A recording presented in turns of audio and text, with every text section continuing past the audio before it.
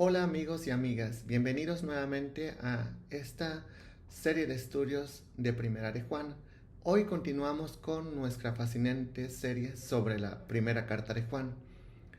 ¿Sabes qué significa realmente amar como Dios ama? Hoy vamos a sumergirnos en una sección muy especial de Primera de Juan, capítulo 4, versículos del 7 al 12, donde el apóstol Juan culmina su enseñanza sobre el amor cristiano.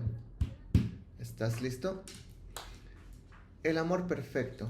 Amados, amémonos unos a otros, porque el amor proviene de Dios. Todo el que ama ha nacido de Dios y conoce a Dios. El que no ama no conoció a Dios, porque Dios es amor. En esto fue manifestado el amor de Dios en nosotros, en que Dios envió al mundo a su Hijo unigénito, para que vivamos por medio de Él. En esto está el amor, no en que nosotros hayamos amado a Dios, sino en que Él nos amó y envió a su Hijo como propiciación por nuestros pecados. Amados, si así nos amó Dios, también nosotros debemos amarnos unos a otros. A Dios nadie jamás lo vio. Si nos amamos unos a otros, Dios permanece en nosotros, y su amor ha sido perfeccionado en nosotros. Juan inicia este pasaje con una invitación profunda. Como leemos, amados, amémonos unos a otros, porque el amor es de Dios. Ahora bien, este amor no es algo que sale de forma natural de nosotros, es decir, no es un simple sentimiento o una virtud que podamos desarrollar por nuestra propia cuenta. Es algo más profundo, es el amor perfecto, el amor verdadero, que viene de parte de Dios. Según Juan, fluye directamente de la esencia de Dios misma. Y es precisamente por esa razón que quienes hemos nacido de nuevo, es decir, aquellos que hemos experimentado una transformación espiritual por medio del Espíritu Santo, tenemos ahora la capacidad de amar de una manera que refleja a Dios mismo. El punto principal que se expresa en los versículos del 7 al 16 no es una exhortación al amor, es decir, como una forma de obligación, mandato. No es el punto principal, sino es la declaración de que los cristianos aman porque han nacido de Dios, quien es amor. Juan centra la atención en la relación de los compañeros creyentes y en la necesidad de amor dentro de la familia de Dios, más que en la necesidad de amar a toda la a toda la humanidad. Ya hemos visto, hace una pregunta anterior, ¿no?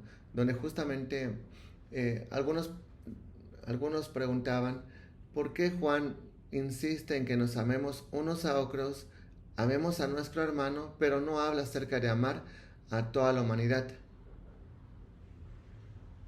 Y bueno, acá justamente ya hemos respondido a esa pregunta, ¿no?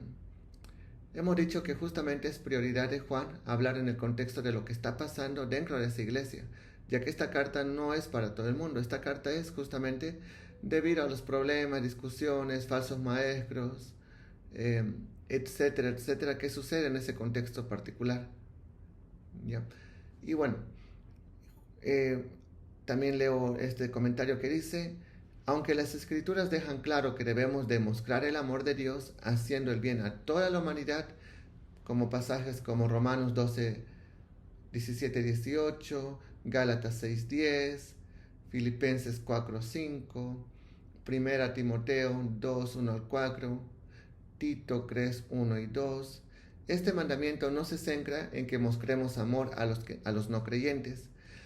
La necesidad que tiene el mundo del amor de Dios y nuestro papel de comunicarlo a ese mundo no es el enfoque de Juan, más bien proporciona 3 razones para que los creyentes ejerzan el amor mutuo dentro de la familia de Dios.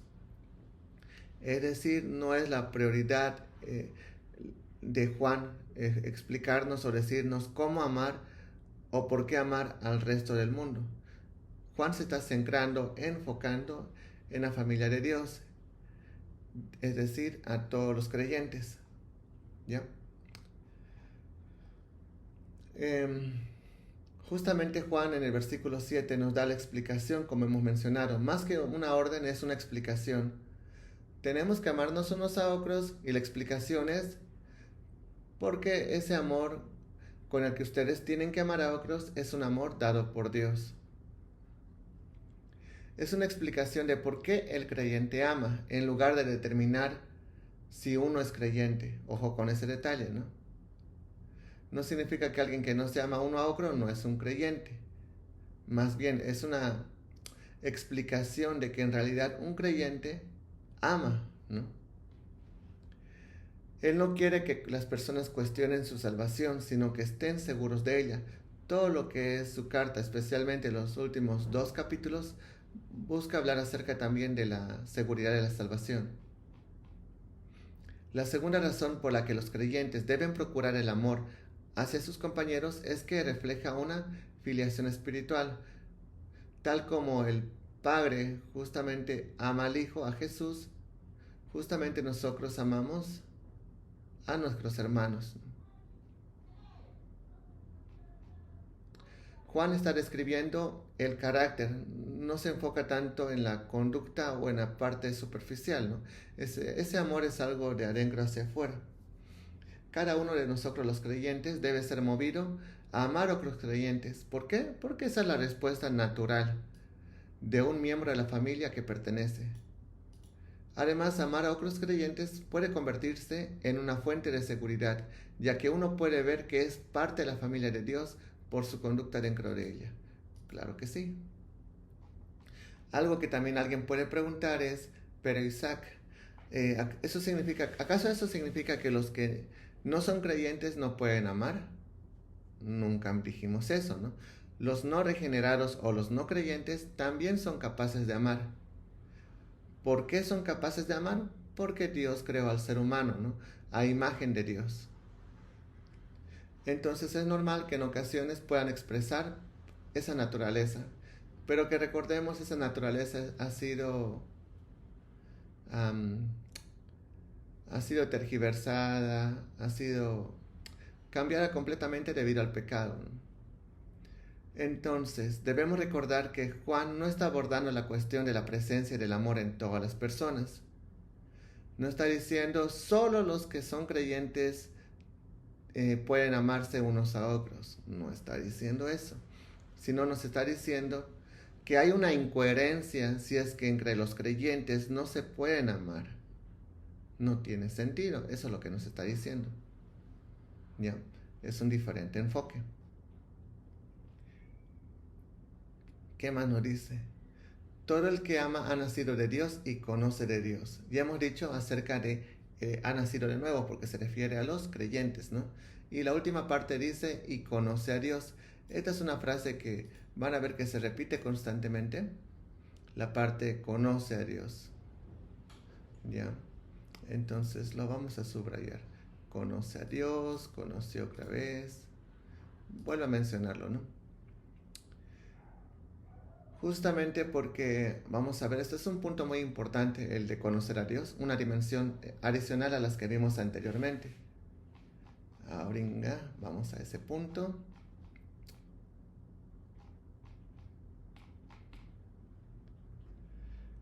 La tercera cosa que revela el amor mutuo es el conocimiento de Dios por parte del individuo.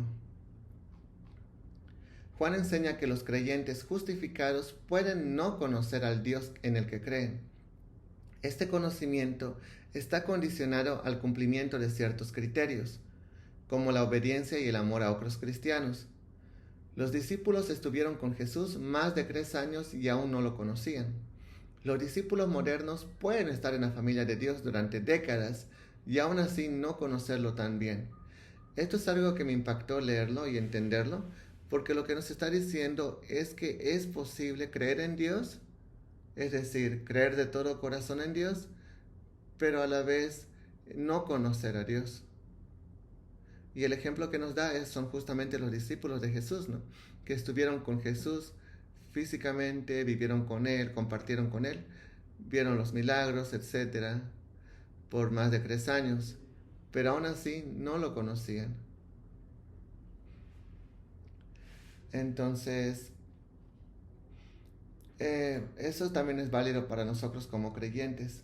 Podemos nosotros pensar que como creyentes o somos creyentes o no somos creyentes con respecto a amar al prójimo.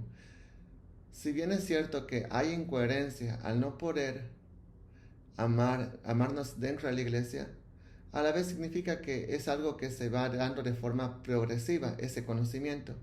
No todos tenemos el mismo conocimiento acerca de Dios.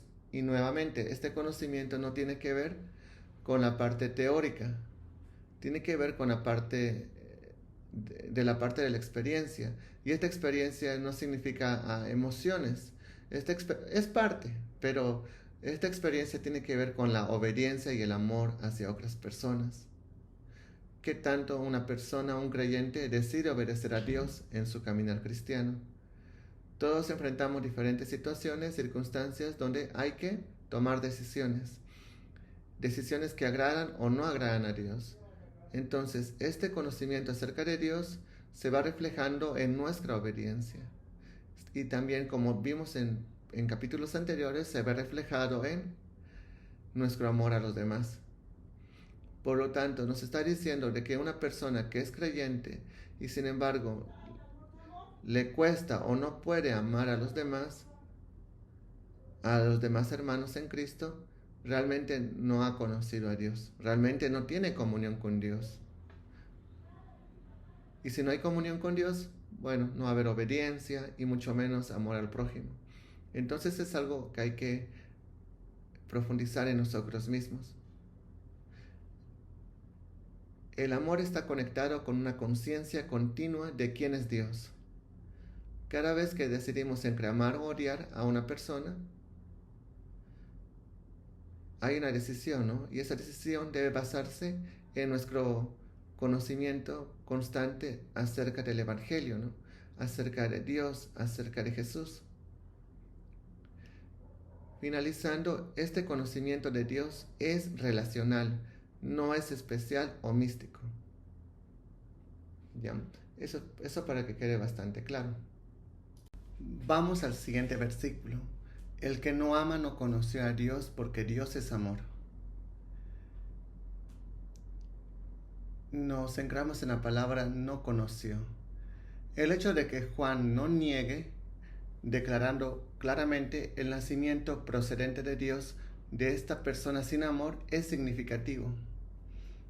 Porque aquí en el versículo 1 dice, el que no ama no es creyente, el que no ama no es hijo de Dios. No, dice el que no ama no conoció a Dios. Y como mencionamos antes, no es el conocimiento de Dios y creer en Dios no es, si bien debería ser ambos al mismo, debería ser ambos. Ay, dije tontería. Ahora vamos al versículo 8. El que no ama no conoció a Dios porque Dios es amor. Llama la atención que este versículo dice, el que no ama no es creyente, el que no ama no ha nacido de nuevo, el que no ama no ha nacido de parte de Dios. No dice eso. Dice, el que no ama no conoció a Dios porque Dios es amor. Entonces, el hecho de que Juan no niegue, lo mencionaron anteriormente, es algo que llama la atención, porque mientras el que ama evidencia el nacimiento de Dios, esta persona sin amor solo muestra una falta de conocimiento de Dios. Es un hecho tanto en las Escrituras como en la experiencia cristiana que un cristiano puede odiar a otro, lo cual parece muy fuerte, ¿no? Pero si no fuera así, entonces Juan no nos hubiera dicho, ¿no? La falta de amor indica que una persona no ha llegado a conocer a Dios. Y como mencionamos antes, el conocimiento de Dios es relacional.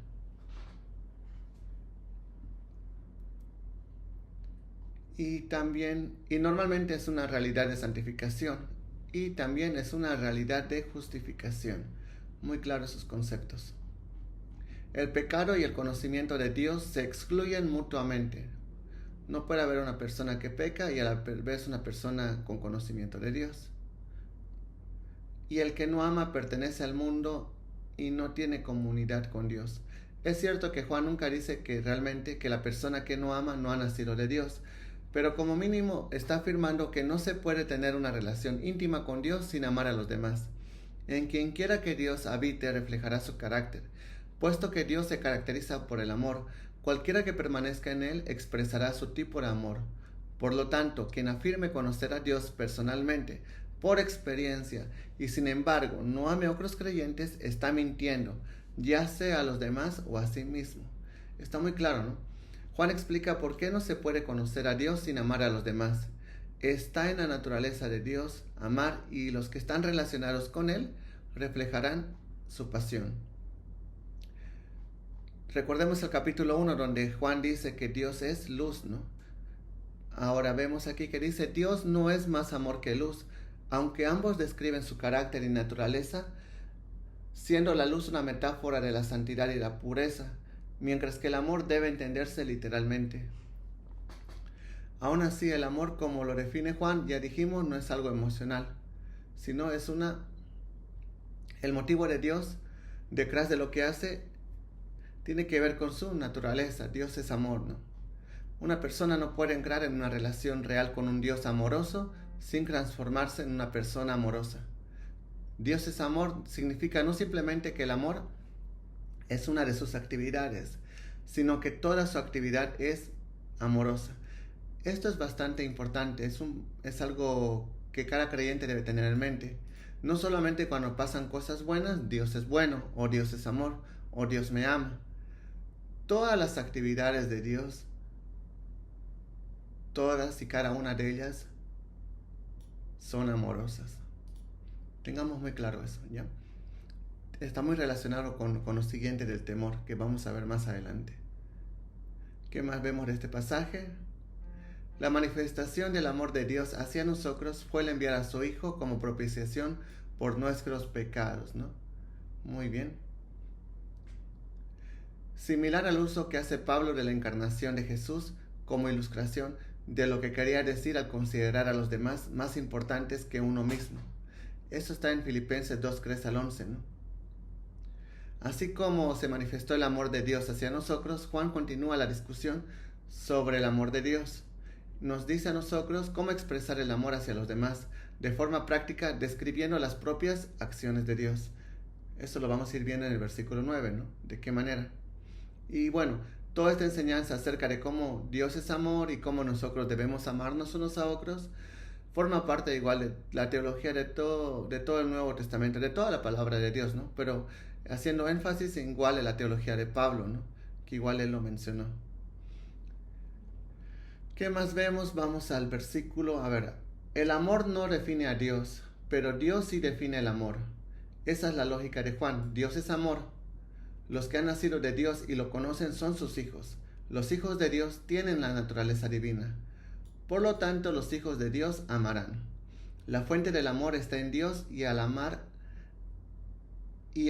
como Él ama, damos evidencia de que estamos conectados a la fuente y demostramos, por lo tanto, una vida de amor que lo conocemos. Tal cual. Tal cual, tal cual.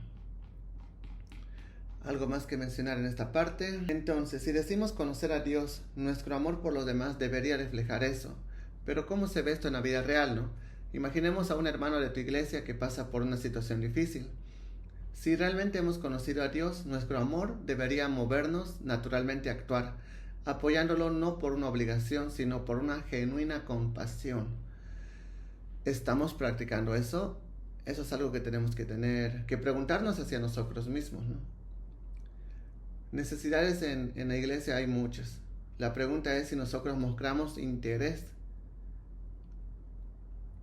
Y si lo sabemos, ¿somos indiferentes?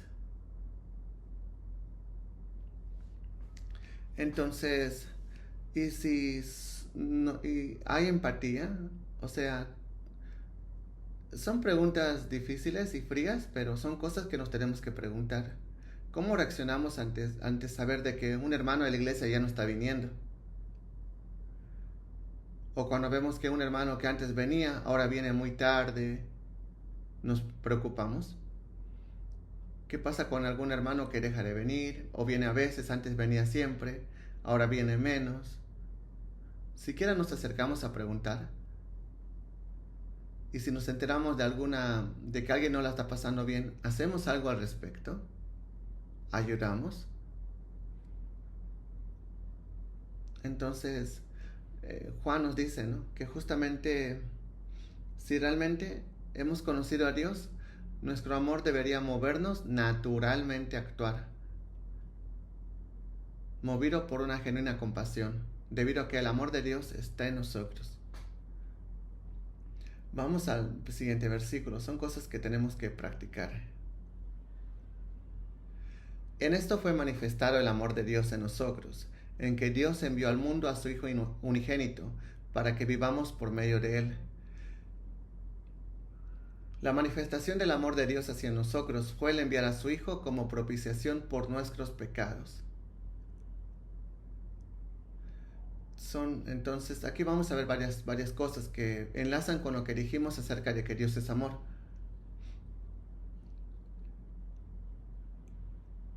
Cristo murió por nosotros, pero no porque Dios quisiera demostrar su amor y ese fuera el medio que eligió para lograr su objetivo. Más bien, la muerte de Cristo por nosotros fue la respuesta y la expresión del amor de Dios. Cuando Él actuó a nuestro favor, nosotros reconocimos esa expresión de su amor hacia nosotros. La muerte de Jesús demostró su amor, aunque no pretendía ser una demostración de nada. Correcto. Dios no nos debía nada. Y Dios no tenía por qué demostrarlo, aún así lo hizo. Además, como dice este comentarista, no se trata del tipo de amor de Dios, sino de la expresión de su amor. Esa expresión que estaba hacia nosotros, a través de Cristo, a favor nuestro, ¿no? Otra parte que llama la atención es en que Dios mandó al mundo a su Hijo unigénito, ¿no? La palabra unigénito, que puede llamar la atención tal vez un poco, ¿no? Unigénito en este caso significa único, único en su clase. No hubo ni hay otro como este Hijo. Es similar a lo mismo que vemos en Juan 3:16, ¿no? Un versículo que se conoce de memoria. Entonces, ¿qué más vemos en esto? Aunque se nos llama a nosotros mismos hijos de Dios, no somos hijos de la misma manera que Jesús. Su relación con Dios es única, como vimos antes, ¿no? Es única en su tipo, única en su clase. Cuando escuchamos la conversación de su Hijo en el huerto de Getsemaní, vemos que no había otra manera de que tuviéramos vida. Si hubiera otro camino, Dios lo habría tomado y Jesús no habría ido a la cruz. Esto es algo que justamente tenemos que tenerlo muy claro, ¿no? La única forma de ser salvos es a través de la obra que hizo Jesús. No había otra manera, no había. ¿Qué más dice la última parte? Para que vivamos por medio de Él, ¿no? A través de lo que hizo Jesús a favor nuestro, nos invita y nos lleva a vivir como Él vivió, ¿no? A experimentar su amor y compartir ese amor con otros, de disfrutar de la comunión con el Padre, el Hijo y el Espíritu Santo. Significa también andar como Él anduvo, disfrutar de la comunión con los demás, confesar y recibir el perdón de los pecados, permanecer en la palabra y en su voluntad, conocer la verdad, tener confianza en su segunda venida, tener la victoria sobre el pecado y mucho más. Ese es el tipo de vida que nos ha dado Jesús. A eso se refiere. Muy bien.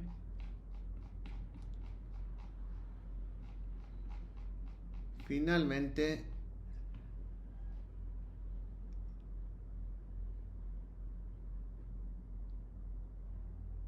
la cruz no es solo un símbolo de dolor, es la demostración más clara y absoluta del amor de Dios por nosotros, para llevarnos a vivir todo lo que vivimos, ¿no? Vivir como Él vivió, en su voluntad, permaneciendo en la verdad y conociendo más de Él, ¿no? Con confianza en su segunda venida, viviendo en victoria por el pecado que Él venció, ¿no? Junto con la muerte.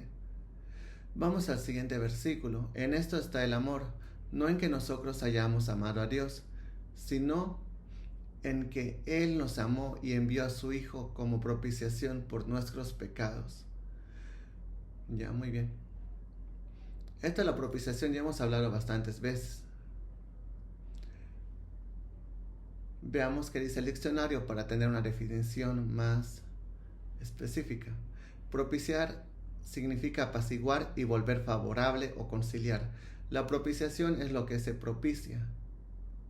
Sacrificio expiatorio. Por este término se entiende que la muerte de Cristo apaciguó la justicia divina y efectuó la reconciliación entre Dios y el hombre. Otra forma de como algunos autores lo mencionan es que justamente, por ejemplo, ¿cómo se hacía antes?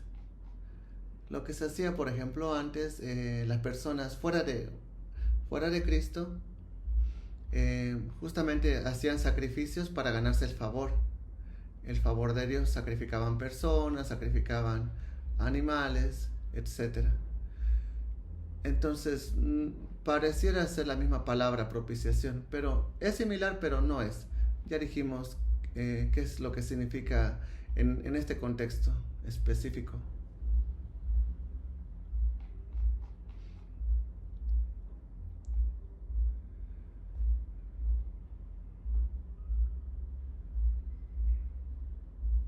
El término que está usando aquí para la propiciación puede referirse tanto al apaciguamiento necesario por el pecado como al instrumento para el apaciguamiento, el propio sacrificio. En este caso, Juan lo utiliza como referencia a Jesús, como sacrificio expiatorio, es decir, como instrumento. Ya lo hemos visto, ¿no? También en 2.2, que dice, Él es propiciación por nuestros pecados, no solamente los nuestros, pero los de todo el mundo. En 1.7 también vimos los beneficios. Si andamos en luz como Él está en luz, tenemos comunión unos con otros y la sangre de Jesucristo, su Hijo, nos limpia de todo pecado. Perfecto. Así vemos que Jesús es la satisfacción de la justa ira de Dios al ser nuestro sustituto. ¿Qué cosa propicia Jesús con su muerte? La respuesta sería nuestros pecados. Eso es lo que propicia.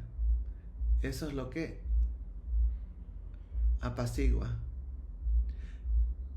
Espero que quede claro la palabra propiciación. Vamos con el siguiente versículo.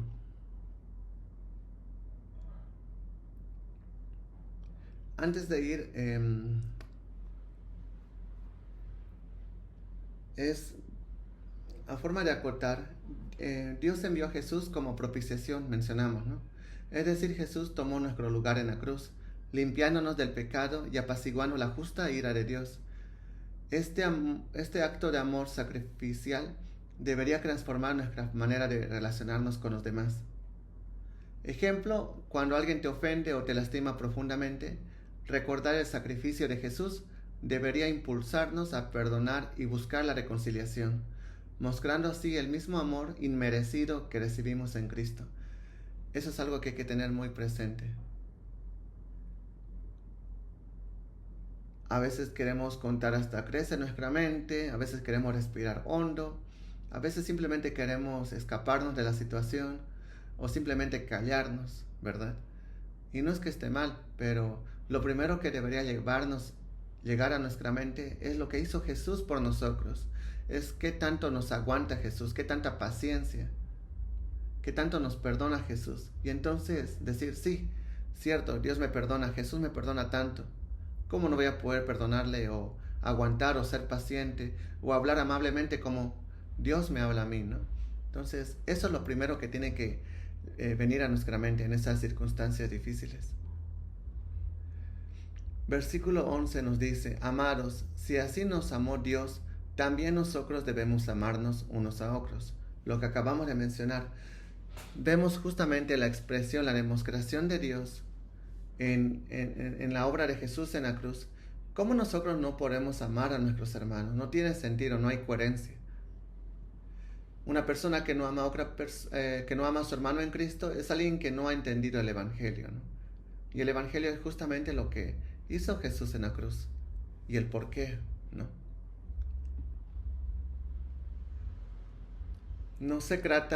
Juan no está hablando nuevamente como una exhortación o una corrección, se trata de una forma de animar, de estimularnos, ¿no? Antes de amonestarnos a amar, nos recuerda cuál es la motivación para hacerlo. El punto no es el volumen o la intensidad del amor de Dios, sino su actividad y expresión. Y es lo mismo, ¿no? Juan nos está diciendo, Dios mandó al mundo a Jesús y Jesús murió por nosotros. Ahora hagan ustedes lo mismo. No va por ahí. Podríamos tomarlo de esa forma, pero eh, más se refiere al sacrificio, a la actividad continua, a la intensidad, perdón, a la intensidad no, pero a la actividad continua y la expresión del amor. Eso es lo que Juan trata de hacernos ver. Como mencionamos antes, es un sacrificio continuo, ¿no? A favor de otra persona. No se trata de una obligación pasajera o algo que se cumpla ocasionalmente por actividades. Es una obligación continua que debería ser algo natural en realidad de nosotros. Es la aplicación de la verdad del amor demostrado por Dios, en que estamos obligados, llamados a amarnos unos a otros de la misma forma que Dios nos ama. Esto es algo que también vemos en la parábola del siervo, ¿no? Del siervo que no perdona. Ya saben esta, la que está en Mateo 18, 22 y 34. Aquel que se le perdonó una gran deuda y no fue capaz de perdonar una deuda menor, ¿no? Tenemos que perdonar los pecados, tenemos que perdonarle a las otras personas. También eso se encuentra en el Padre Nuestro. Experimentar el perdón de Dios conlleva la obligación de perdonar de la misma manera. No es solamente que Dios me perdona y ahí muere. Yo debo buscar perdonar a otras personas. Es la forma en cómo demostramos lo que Dios ya hizo por nosotros, a favor nuestro. Esto nos muestra la importancia de que se aplique de forma comunitaria y no selectiva. Entonces no es que yo decida a quién voy a perdonar. Yo debo perdonar, sin seleccionar, sin discriminar. Todo el mundo debe amar a todos los demás y a su vez ser el receptor del amor de todos los demás. Esto es el cuerpo de Cristo en su máxima expresión. Eso es lo que Cristo quiere de nosotros, ¿verdad? Que vivamos en una comunidad de amor, donde yo no solamente perdone a todas las personas que me han hecho mal, pero a la vez de que yo reciba el amor también de otras personas, porque muchas otras personas tienen que aguantar mi carácter, mi forma de ser y demás, porque aún estoy en construcción, aún Dios, aún el Espíritu Santo está construyendo el carácter de Cristo en mí. Entonces va en ambos sentidos, hay que tomarlo por ahí. Continuamos con el versículo 12. A Dios nadie jamás lo vio. Si nos amamos unos a otros, Dios permanece en nosotros y su amor ha sido perfeccionado en nosotros. Juan nos recuerda que aunque nadie ha visto jamás a Dios, cuando nos amamos verdaderamente, Dios se hace visible entre nosotros. Su presencia se manifiesta claramente en nuestras comunidades, familias e iglesias, cuando vivimos en amor auténtico y sacrificial. Esto significa, por supuesto, acciones concretas y tangibles. Vemos en los comentarios también, pero Dios es revelado en expresión humana, primero y de forma más destacada en Jesús, y segundo en la cualidad de la relación cristiana con los demás. Si amamos a Dios, entonces Dios permanece en nosotros. Así que es en cierto modo sorprendente leer, si nos amamos los unos a otros, Dios vive en nosotros. Una sorpresa similar la encontramos en 1 Juan 1:6, que dice: si decimos tenemos comunión con Él y andamos en la oscuridad, mentimos y no practicamos la verdad. Donde Juan explica que el que anda en la oscuridad no puede tener comunión con Dios. Después establece lo contrario, pero si andamos en la luz, tenemos comunión unos con otros. Exactamente donde podríamos esperar encontrar comunión con Dios. Esto que acabo de leer es bastante importante, ¿no? Porque nos dice algo una consecuencia de lo anterior. Lo vuelvo a repetir, ¿no? En 1 Juan 1:6 dice: si decimos tener comunión con Dios y andamos en oscuridad, mentimos y no practicamos la verdad. Entonces, alguien que está en oscuridad no puede tener comunión con Dios. Ahora, lo opuesto sería el que anda en luz, tiene comunión con Dios, ¿verdad? Eso sería lo opuesto, ¿no? Pero sin embargo, no dice eso. Lo que dice después es: pero si andamos en luz, tenemos comunión unos con otros. Entonces, nos está diciendo que justamente la demostración de que Dios está en nosotros, de que andamos en luz, se ve por la comunión unos con otros. Y en este pasaje nos habla acerca de si nos amamos unos a otros. Es bastante interesante. Como Dios es invisible en el mundo material que habitamos, ¿cómo se expresa el amor de Dios y se tiene comunión con Él? ¿Cómo es posible que nosotros podamos expresar el amor de Dios? Pensemos un momento, ¿no? ¿Será a través de enviarle dinero, comprarle algo a Dios, regalarle algo, invitarlo a cenar? ¿Qué podríamos darle a Dios en una forma de amor? ¿Cómo podríamos expresar? ¿Será que necesita algo Dios? La respuesta, por supuesto, es que no podemos hacer nada de eso. Constantemente el Nuevo Testamento habla del amor de Dios, el amor por Dios en términos de relación con la gente. Cuando nos reunimos para adorar, cuando oramos unos por otros, cuando tomamos la comunión juntos, todas esas son maneras de cómo demostramos el amor con Dios. Dicho, volviendo a repetir en forma más corta, la forma en cómo demostramos amor con Dios o que amamos a Dios es justamente a través de nuestro amor hacia las personas. Esa es la forma de cómo lo demostramos. Eso es lo que nos está diciendo el pasaje. Y nos da ejemplos, ¿no? Algunos ejemplos son cuando nos reunimos para adorar, cuando oramos, intercedemos unos por otros, cuando tomamos la Santa Cena juntos. Son maneras, ¿no? Son maneras que justamente podemos expresar en forma conjunta, ¿no? Ese amor. Entonces ese amor se debe expresar con personas, ¿no? Con el cuerpo de Cristo. El amor por los demás, definido bíblicamente, es nuestra expresión apropiada del amor a Dios. Cuando los cristianos aman a los demás como Dios define el amor, Dios permanece en nosotros, haciendo que se conozca su presencia y su amor se complete en nosotros. Eso es lo que dice. Volvemos a leer el versículo: a Dios nadie jamás lo vio. Si nos amamos unos a otros, Dios permanece en nosotros y su amor ha sido perfeccionado en nosotros. Entonces ya hemos visto la primera mitad, ¿no? Si nos amamos unos a otros, Dios permanece en nosotros. Cuando Él permanece en nosotros, entonces se hace visible su presencia y su amor. Ahora, bien, ¿de qué manera las personas pueden ver a Dios a nosotros? Es a través de nuestras obras, ¿no?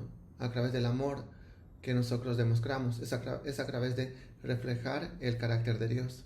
De esa forma las personas pueden conocer a Dios, a pesar que visualmente no lo puedan ver, ni nosotros podemos ver. Nadie puede ver a Dios, pero las personas ven a Dios a través de nosotros, a través del amor que nos expresamos unos a otros dentro de la iglesia, ¿no? Primeramente en el contexto de Primera de Juan y por supuesto, ¿no? También con el resto, pero en este pasaje en particular habla acerca de el cuerpo de Cristo, ¿no? Acerca de la iglesia. Entonces todo esto nos hace, es algo para pensar bastante acerca de cómo nosotros estamos expresando el amor que tenemos a Dios.